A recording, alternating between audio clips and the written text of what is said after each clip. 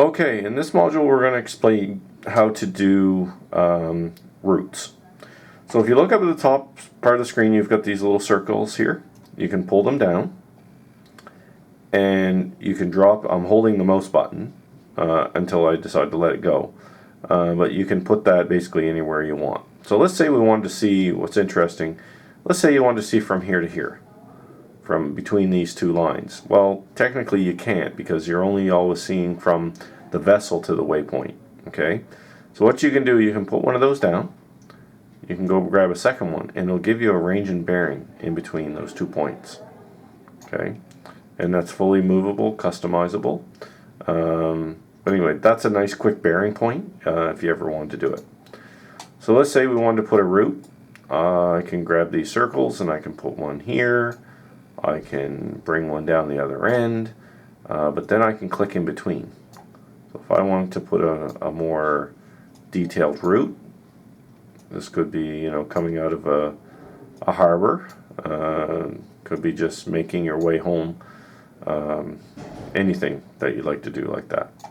Okay, again, you've got the route. Again, you still can change the colors, and you hit finish and that route will stay there. You'll see the direction here, and if you have an autopilot connected to it, you technically could sail through that with your autopilot. The other features you have with these route functions are you can make closed areas. So say for instance this area here was a protected area or danger area, however you want to look at it. You can drag these marks down, and I come down here in my little box and you'll see it's called a route. I go and I call it an area. When I call it an area, it shades it. Now edit's still open, so that means I'm still working with it. So I can go click and I can drag these items in different areas. Okay, so right now it's shaded in one color. I can switch it to brown, black, green, yellow, or red. Any of those colors. Okay. And I click finish. When I'm done, I can see it. If I want to label any points of that, I can still click on the individual marks and say area 25, for instance, and it will keep a mark with the name. So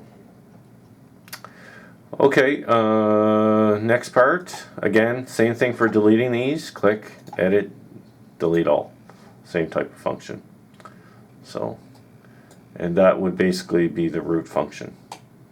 If you had certain boundary lines given to you by Department of Fisheries or other people, you can bring down a mark, put it anywhere you want, go over here on the chosen mark feature, and you can type out a position. So I'm going to type out a position of my old office, 435000006607000, and that brings me right to McKay in Yarmouth, where it used to be.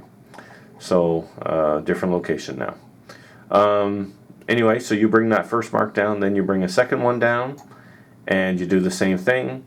If you look at the mark, as I change the number here, you're going to see the mark actually moving as it tries to hone in on the proper location that you're looking for. And the same thing with the longitude. Okay, so that makes it really easy to keep just pulling these points down.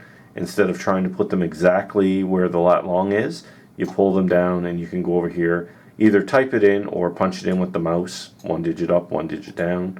But again, it's a little easier to type it in with the keyboard. So that's the basic routing function. With this, again, you have closed areas or areas you can shade. You can choose not to shade them, or you can put them in as lines as well. So a lot of different features there.